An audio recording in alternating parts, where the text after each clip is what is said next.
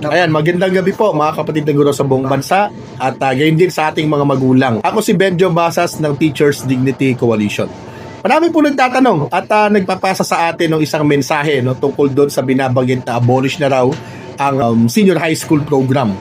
Pero bago po yan, gusto po munang batiin ang ating mga kapatid na guro dyan po sa Epifanio de los Santos Elementary School sa Malabon City Division at ang kanilang pangulo si Madam Rosalina Rivera. Gayon din po ang Potrero Elementary School, same division, at ang kanilang pangulo si kapatid na Blesilda Manalaysay, and of course ang Malabon Elementary School, ang flagship school ng Malabon City Division, at ang kanilang presidente si kapatid na Noel Agustin. Mga kapatid sa Malabon, magandang gabi po sa inyo lahat. Mabalik po tayo dun sa issue. Talaga bang wala ng senior high school next year? Kasi ang binabagit po dun sa isang post na kumakalat at ang daming nag-share at ang daming naniniwala, mawawala na raw ang senior high school program starting school year 2026-2027. Ang sagot po, hindi totoo.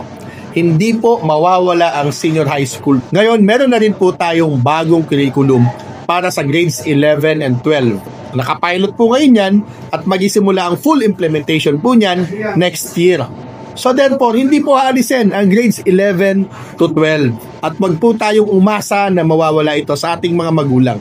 Although, we have to recognize na marami talagang problema na kinaharap ang ating Department of Education, ang ating system sa pagpapatupad nitong grades 11 and 12 or senior high school program. Pero yung mga problema po na ito, yun yung challenge po natin sa gobyerno na dapat niyang asikasuhin, dapat niyang iresolba upang maging maayos yung implementasyon ng K-12 program mula kinder hanggang grade 12. Sapagkat ito pong pinaplano pa lamang itong K-12 program, expansion ng ating curriculum mula 10 to 12 years, isa ang TDC sa mga nag-raise ng concerns, isa ang TDC in fact sa mga tumutol. Sapagkat hindi po ito ang esensyal na usapin. Ang esensyal na usapin po dito ay tinutugunan ba ng gobyerno yung pangailangan ng ating sistema ng edukasyon? Ang sagot, hindi.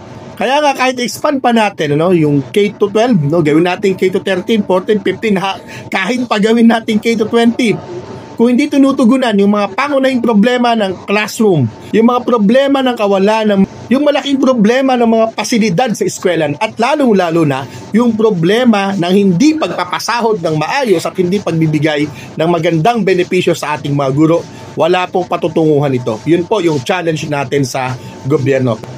Pero ulitin ko po, hindi pa maaalis ang senior high school next year. Tuloy-tuloy pa rin po ito. Bagamat, again, meron pong mga panukalang batas para ito ay alisin, para ito ay baguhin o amyendahan.